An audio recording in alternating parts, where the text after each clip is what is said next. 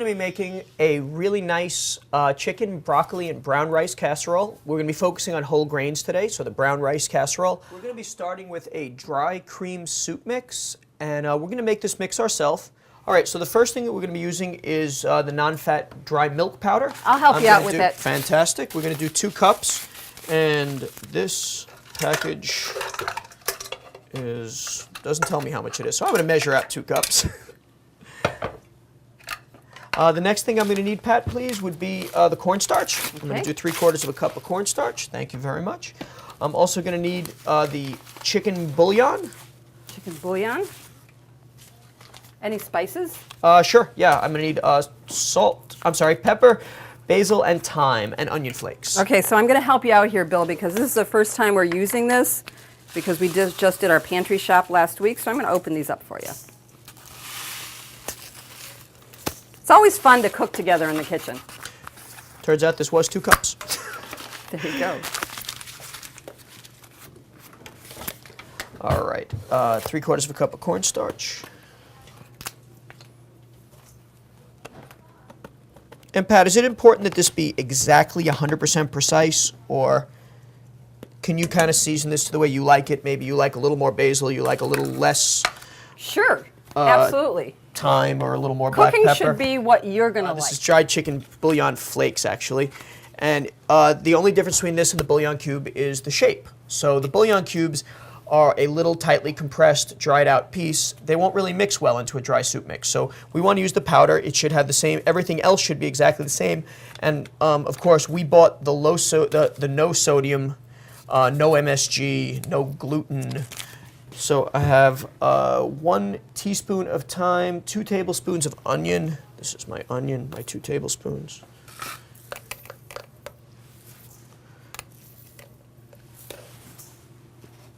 One of black pepper, and 1 basil, and then 1 thyme. And all these spices will last forever on your shelf, so the first time when you stock in your pantry, this may seem like a pretty big investment to get all these spices, but I use black pepper and thyme and basil every day, every week when I'm cooking at home. Then that was the hard part. So here's the easy part, is mixing it all together. You could use a spoon, you could use a spatula. I feel like a whisk works real well.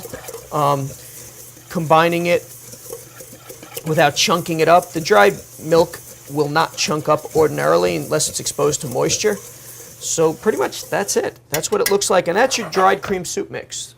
So you want to store that in an airtight container. We'll use what we need for today's recipe, and we'll have it for recipes for months to come. So we're going to be starting our recipe now. The broccoli, chicken, and brown rice casserole. The first ingredient is cooked chicken breast. We have some boneless, skinless chicken breast that we got at the supermarket.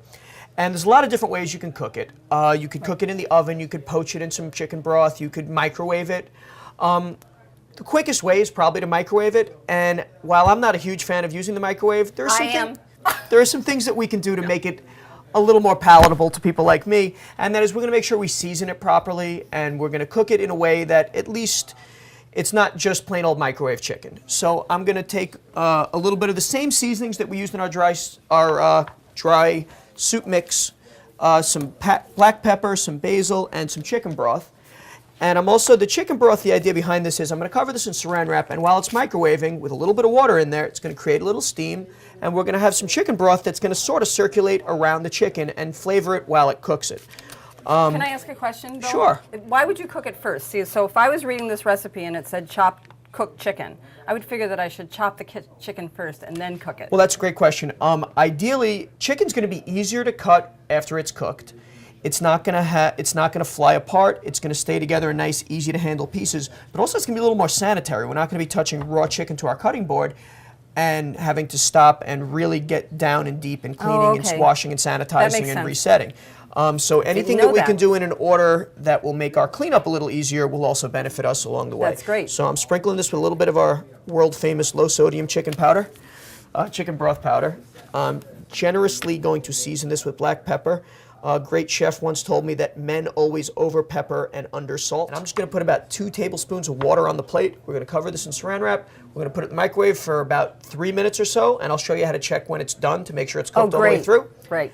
And then we'll have cooked chicken That's breast. another fear I have, is not knowing if chicken's done or We're going not. to cook this. We're going to start with about 2-3 minutes. Now remember, we can always cook it a little more, but we can't take it back once it's been cooked too much. So we're going to try and err on the side of trying to make sure it's cooked all the way through without cooking. So I'm going to too watch much. you do this because I All always right. overcook. All right, so power level. So 3 minutes on high is a great way to start. We have 4 half chicken breasts, so it's 2 whole breasts split in half. 3 minutes, I think, will probably be pretty close. Now, microwaves vary. We have a nice, big, strong, powerful microwave here. The one we use at my kitchen at work is an industrial microwave. It cooks real fast. Maybe you have a little small apartment-sized microwave. It might take a little bit longer. But again, we're gonna err on the side of undercooking it a little bit so we can check it and we can cook it the right way. Once we start sizzling it and burning it up, it's no way to take it back. All right, so now we've gotten our chicken out of the microwave. And the first thing we're gonna wanna do is make sure it's cooked all the way through, of course. So like I said, I'm gonna take the thickest piece I can find and I'm gonna cut into the thickest part of that piece. And just look at the inside. It's pretty obvious to tell when chicken is cooked or not cooked. There's no sign of pink. It's all nice, bright white. And that's what we're looking for. So we know our chicken's all the way cooked. While that chicken's cooling off, so just to make your life a little bit easier, we're going to cut our vegetables now, and we'll cut our chicken afterwards when it's a little bit more cool, so I don't have to burn my fingers, I don't have to worry about slipping and sliding. Once again, I can focus on what I'm doing and be a little more precise. Bill, can I stop for a second? I noticed that the recipe calls for brown rice. Can I start the brown rice? Absolutely. What we're using is a boil and bag brown rice, so it's a little quicker and easier to use. It's already portioned for you. And you just drop it into a pot of boiling water. And it takes 10 minutes. It's really quick. People think brown rice or whole grains take longer to cook, but they don't. This is just as quick as a white rice, and the health benefits are far outweigh the I'm white going to dice this into what we call a small dice. There's lots of different dices, small, medium, large. I'm going to make little lines through my onion. There's no need to try and go fast like this at home. And now, because I had my core in there and my stem, it holds it together for me, and I can just go like this, across, and all my cuts will be the same exact size. Now we're going to cut our chicken, and my chicken is a little bit cooler now, so it's easier to work with, and I'm going to cut my chicken into a small dice also, like a medium dice, probably a 1/2 inch by a 1/2 inch, so I can line up all my chicken in a row, cut them all into strips once, and then every time I cut, I'm making 5 cuts, so I'm cutting in a lot faster. If I were to cut each piece and then cut each one individually, Oh, that makes a lot more sense. it would take a lot longer. And we're, So, again, looking for bite-sized pieces. bite-sized something that pieces. people This should can be eat. perfect. All right, so now we're finally ready to start the actual cooking process I here. think the brown rice is done. Bill, Perfect. can I take Yep, care of that absolutely. for you? Please drain that out. I have a pan. The recipe calls for a Dutch oven. Dutch oven really is any pan that can be used on top of the stove or in the stove. So any pan that is made out of metal, no plastic on it, is fine for that. We've got a pot that we're going to use on top of the stove, and we could put it inside the stove if we wanted to. I've got 2 teaspoons of butter. I know the recipe calls for margarine, but I'll tell you from my perspective, I prefer butter over margarine for a couple of reasons. I think it has a better flavor. And if what we're focusing on is fat content, they're identical. There's no Margarine and difference. butter You're are the right. same. You're right. So from a chef's point of view, I'm going to go with what has the better flavor. And I have to tell you the truth, from a dietitian's point of view, I would go with the better flavor as well. We're not using that much butter, we're not using it in excess, and we're using it as a flavoring agent. And it is a natural product. It's sweet cream butter, and that's all that there is in it. So we want to stay as simple and as natural as possible. Again, you're in control of your ingredients. So butter would be my choice as well. Right. Once my butter's hot, I'm going to be browning my onions, what we would probably call saute. I'll help you with this. And saute means in French to jump. The idea is To jump. We're going to make them jump. But the idea is the food has to move a lot, and that's what saute is all about, is moving it. And you can hear it. Saute has a sound to it. You can hear that sizzle. There's enough smell to it too. And we're going to cook these onions till they're a little bit brown. There's a technical word for that too. We call that caramelization. Caramelization is when we cook the sugars in the food and they come up to the surface. So when that onion gets nice and brown, not only is it going to look cool, it's going to have a much sweeter flavor. The difference between a raw onion and a cooked onion is pretty dramatic, and that's the caramelization. That's all that beautiful sugar that comes to the top. And that doesn't mean it's going to be it's going to have any change in its calories or anything else. It just means that that part of the onion is changing because of the heat we're adding to it. And it makes the onion taste better. It also makes it a better texture for eating. Right, it's a lot easier to eat when it's nice and soft and sugary like that. It's much more Last time I bit appealing. into a fresh onion was bad. So. You want like eat it like an apple? No, I don't think so. Okay, so we've got our onions in there. The next thing we're going to be adding is going to be our powdered dry soup mix. 1 cup. 1 cup. 1 cup. So I'm going to get out my measuring cups right here. And I think it calls for water too, right? I believe it's 2 cups of water. 2 cups of water. So I'll start getting that ready for you. Great. Again, it says to measure out 2 cups. If you're not that precise, I think you'll still be okay. It's a sauce. Sauces are a very personal thing. And some people like it with a little more seasoning. Some people like them a little thicker, a little thinner. This is kind of a general way of going about it. We'll use our 2 cups with our 1 cup of our mix, and that should be the way most people like it. If you like your sauce a little bit creamier, then you can add a little bit more cornstarch. You can add a little bit more of the powder. If you like your sauce a little thinner, so then is you can add that a little what's more water. going to make it creamier? Is Absolutely. that the cornstarch we put in it? Cornstarch, yeah. Cornstarch is a natural thickening agent, and it also adds like a nice creamy sheen to it. People most closely associate cornstarch with Chinese food, but it's been used for hundreds of years for thickening sauces, for thickening stews, gravies, anything. And the wonderful thing about cornstarch as opposed to flour, which people use to thicken, is cornstarch has 5 times the thickening power. So 1 tablespoon of cornstarch thickens the same as 5 tablespoons of flour. So and remember, this product, we made this. We know everything that's in here. We know the ingredients. That's what makes it healthier for us. So we just added in our dry soup mix. And now we're going to add in our water. That's 2 cups of water right there, right? That's right. And now with my handy dandy whisk. I'll get it for you. Okay. I'm going to use my whisk to stir this around so it doesn't lump up. This is a fairly critical part in this is we're making our sauce. The sauce is going to be what all of the other food cooks in that sauce. So it's going to absorb up all the nice flavors. So we're going to make sure that we use a nice smooth sauce. Creamy. This is called a whisk or a whip.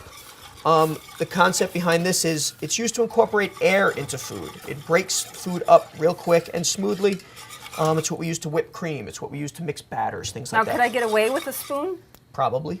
And the other thing is that, you know, all of these utensils, you can get them in any store, any dollar store, any low-cost store. You don't have to get fancy utensils. These are simple things that you can have in your kitchen. It's really just as important as a pantry, but you don't have to spend a lot of money on it. Okay, this is our chicken, which has already been chopped up. I'm going to put that in there. And then last but not least, of course, we're going to add our rice. The rice is right next to it. And actually not last, because we have to add our broccoli in just a second as well. And what we're using are broccoli florets. You can buy broccoli in a lot of different forms. It comes chopped, it comes in whole florets, it comes in mini florets. The floret is the top good part of the broccoli, the part that we all love, the part that has the little bulb at the top. The other thing is, remember, you bought this on sale. So yeah, it was in your freezer, no big deal. It doesn't go bad. It is there for, it's a whole package. One 16-ounce package. This is 16 ounces. This is a pound of broccoli. I'm just going to get that a real good stir from the bottom. Right. And we're just going to heat it through. And that's it. Everything that we started with the exception of the onions, was already cooked food. Broccoli, frozen broccoli is already cooked. And now all I'm going to be waiting for is my frozen broccoli, which was already partially thawed because we left it out a little bit, to heat all the way through. And that's your casserole. Now, traditionally, we think of a casserole as something that's baked in the oven. Like my mom always made a tuna casserole, or you can make a lasagna in a casserole, or you know, dozens of different things in casseroles. This is what we're calling a stovetop casserole, but like I said, they're looking for a Dutch oven to do this. So if you wanted to just take this one kind of step further, like a slightly more refined dish, what we can do with a Dutch oven like this is, after this is ready to roll, we can put this into a real hot oven, like 425, 450 degrees, with a little layer of breadcrumbs on top of it. Use whole wheat breadcrumbs for a nice whole grain. And those are easy to get. They're in my pantry. And the wonderful thing you'll end up with then is it's a slightly more refined dish. You get that nice texture. We're going to get a nice crisp top. Nice crisp, you know. That's what people are looking for. That's That's when my right. mom made her tuna casserole. That's right.